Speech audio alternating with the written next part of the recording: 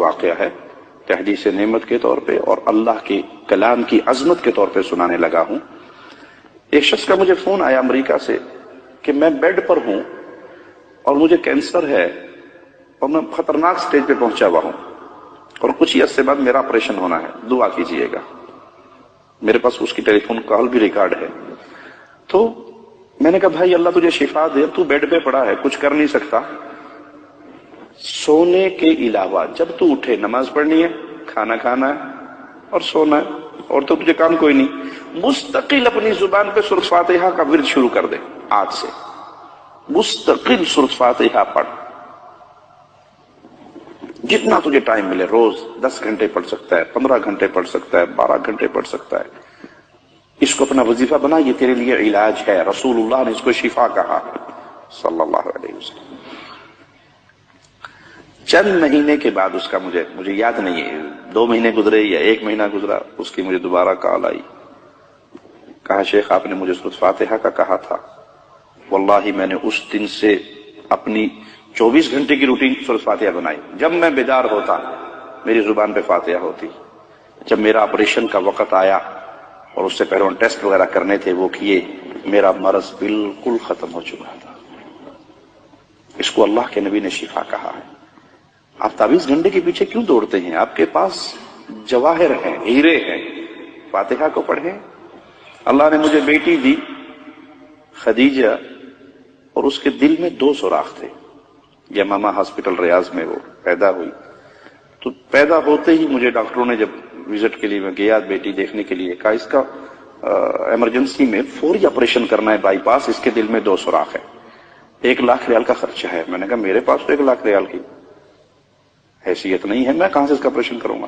کہا نہیں آپ ٹرائی کریں، کوشش کریں، دیکھیں، لیکن اس کا آپریشن ضروری ہے۔ یہ روتی تھی تو پورا چہرہ اس کا نیلا ہو جاتا تھا۔ میں نے کہا ٹھیک ہے، اللہ آسانی فرمائے گا۔ میں نے بیٹی لی، گھر آ گیا، اور میں نے اللہ کی رحمت سے اسے اپنی گود میں لینا اور سورۃ فاتحہ پڑھنا۔ بعض دفعہ 2 گھنٹے، 3 گھنٹے مجھے ٹائم ملا، آدھا گھنٹہ، جتنا ٹائم ملنا، میں نے مستقل اپنی بیٹی کو گود میں لے کے صرف سورۃ فاتحہ پڑھنی۔ مجھے یاد نہیں کہ وہ 20-21 دن کے بعد دوبارہ یا مہینے کے بعد دوبارہ ہاسپٹل لے کر گیا تو فائل اسی بچی کی تھی، ڈاکٹر چینج تھے۔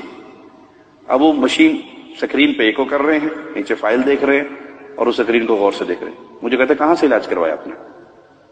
میں نے کہا کہیں سے نہیں بھی کروایا۔ کہا تو اس کے 2 سوراخ بند ہو چکے ہیں، بالکل ٹھیک ہوگی، نارمل ہوگی ماشاءاللہ۔ میں نے کہا کچھ نہیں کروایا، صرف سورۃ فاتحہ پڑھ کے دم کیا۔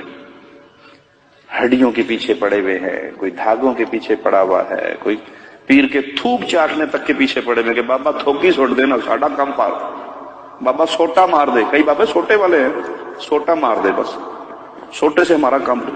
اس حد تک ہمارا عقیدہ کمزور ہو گیا۔ ابن مسعود نے اپنی بیوی کے گلے میں اس دھاگے کو برداشت نہیں کیا، توڑ کر اعلان کیا ابن مسعود کا گھرانہ شرک سے پاک ہے، دھاگا باندھنے کو شرک قرار دیا۔ تو بھائی اگر کوئی تکلیف ہو، جس گھر میں سورۃ فاتحہ بقرہ پڑھی جائے شیطان بھاگ جاتا ہے، مستقل پڑھے، روزانہ پڑھے، تو جواب کیا ملے گا؟ مولوی صاحب 2.25 پارے پڑھے کون؟